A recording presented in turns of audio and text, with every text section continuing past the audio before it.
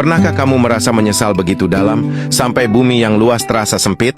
Inilah kisah nyata 3 sahabat Nabi yang mengalaminya. Tahun ke-9 Hijriah, panas terik menyengat Madinah. Rasulullah menyeru jihad ke Syam dalam perang Tabuk. Ka'ab bin Malik saat itu sedang dalam kondisi terbaik. Ia mengaku sendiri, "Demi Allah, aku belum pernah punya harta dan kemudahan sebanyak ini. Bahkan aku punya 2 ekor unta."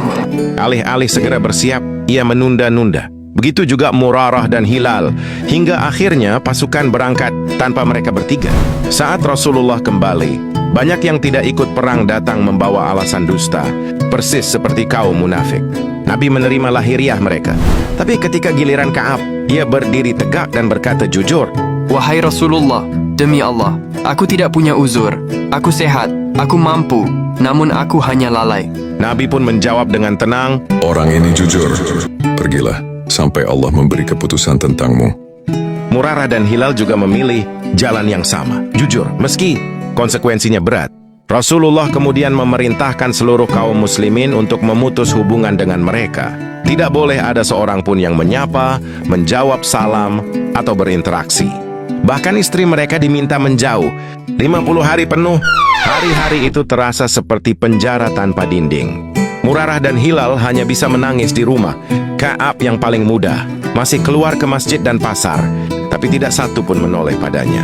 Hingga ia naik ke dinding rumah sepupunya dan bertanya pilu, "Apakah engkau tahu aku mencintai Allah dan Rasul-Nya?" Sepupunya terdiam, lalu menjawab, Allah dan Rasulnya lebih tahu. Saat itulah bumi yang luas benar-benar terasa sempit.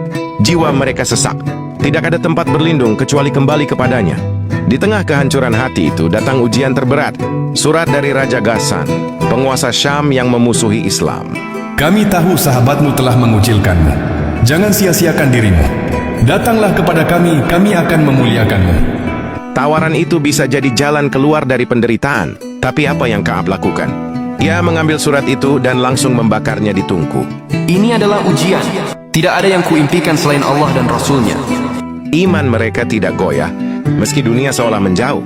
Pagi hari ke-50, setelah sholat subuh, Rasulullah berdiri dan mengumumkan kabar yang membuat seluruh Madinah terdiam lalu menangis haru. Allah telah menerima taubat kalian. Turunlah firman-Nya surat At-Taubah ayat 118. Hingga bumi terasa sempit bagi mereka, padahal bumi itu luas, dan jiwa mereka pun terasa sesak. Kemudian Allah menerima taubat mereka. Ka'ab berlari ke masjid. Saat Rasulullah tersenyum menyambutnya, wajah beliau berseri-seri bagai bulan purnama. Ka'ab yang senang ingin menyedekahkan seluruh hartanya, tetapi Nabi menyarankan agar Ka'ab tetap menyimpan hartanya.